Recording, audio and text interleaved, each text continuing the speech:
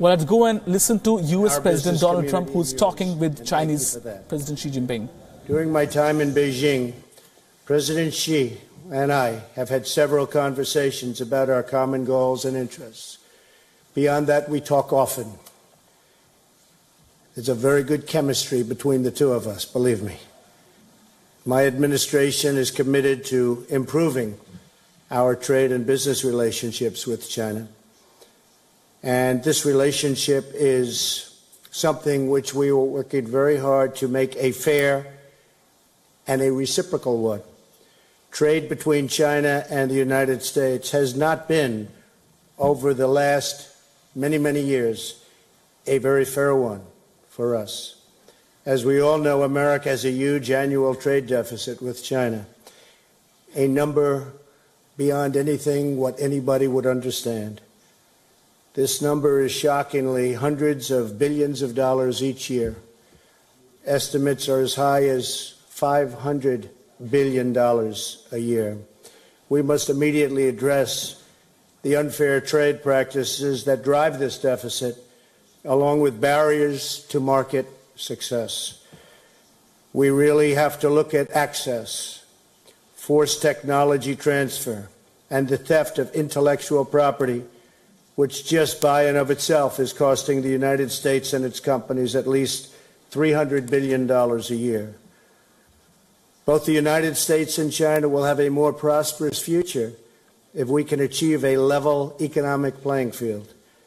Right now, unfortunately, it is a very one-sided and unfair one. But I don't blame China.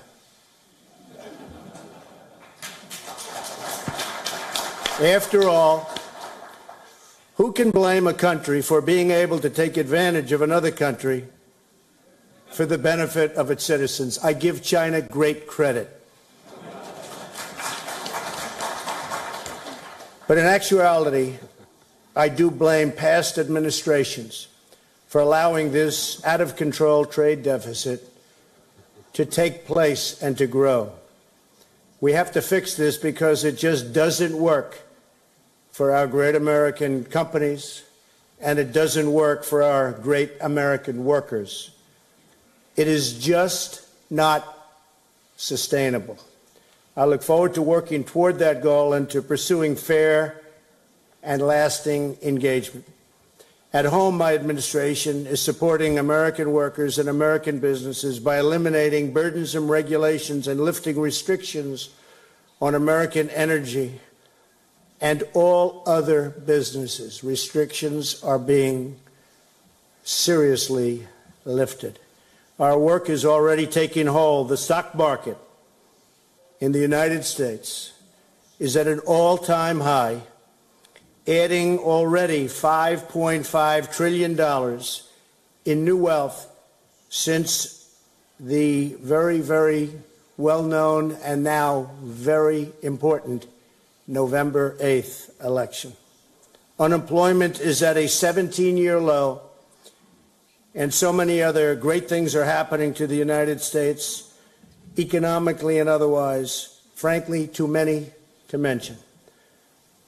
Abroad, we're committed to a free and open Indo-Pacific-based respect for the rule of law, private enterprise, and trade reciprocity. In order to achieve prosperity, we must also have security. Security cooperation is critical to addressing a range of emerging threats throughout the Indo-Pacific region and around the world, and I have been very encouraged by my conversations, both over the last number of weeks and in particular last night and this morning with President Xi. We're very, very much on the same plane when it comes to security. We both want it for our countries, and we both want it for the world. Chief among these threats is the North Korean nuclear menace. As I stated in my address to the National Assembly in Seoul yesterday, the United States is committed to the complete and permanent denuclearization of North Korea. So important. China can fix this problem easily and quickly. And I am calling on China and your great president to hopefully work on it very hard. I know one thing about your president. If he works on it hard, it will happen. There's no doubt about it. They know. We call on all nations to implement UN Security Council sanctions and resolutions and to cease doing business with the North Korean regime. All nations must come together to ensure that this rogue regime cannot threaten the world with its nuclear weapons. I thank President Xi for his recent efforts to restrict trade with North Korea and to cut off all banking ties. Mr. President, thank you, and thank you to all of the Chinese business leaders here today for standing with the United States and our coalition of responsible nations. But time is quickly running out. We must act fast, and hopefully China will act faster and more effectively on this problem than anyone. I'm also calling on Russia to help rein in this potentially very tragic situation.